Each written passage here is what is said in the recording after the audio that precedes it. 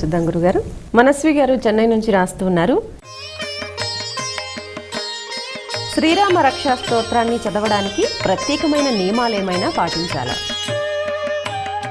ఏ కోరిక లేకుండా చదివేటటువంటి వాళ్ళకి నియమములు లేవు.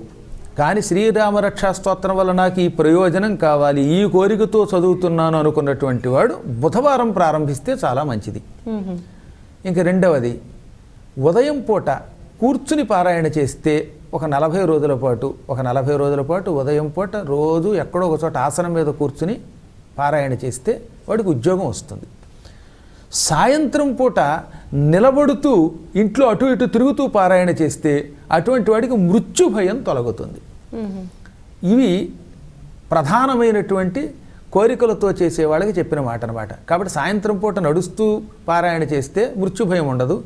ఉదయం పూట కూర్చుని చేస్తే ఓ మంచి భుక్తికి సంబంధించినవి దొరుకుతాయి. దాని వల్ల మనం ఉద్యోగం ఉంటున్నాం కదా, ఆ ఉద్యోగం దొరుకుతుంది. ఏ కోరికలు లేకపోతే తింటున్నా తిరుగుతున్నా ఆఖరికి పాడుకుంటూ కూడా చేసేయమన్నాడు. కోరికలు లేని వారికి నియమాలు ఉండవు, కోరికలు ఉన్న వాళ్ళకి నియమాలు ఉంటాయి. ఎప్పుడు ఈ స్తోత్రం చేసినా స్నానం చేసి చెయ్యండి. అందులో మంచి మంచి బీజాక్షరాలు ఉన్నాయి, స్నానం చేసి చెయ్యండి. అపవిత్ర స్థలాల్లో చేయకుండా ఉంటే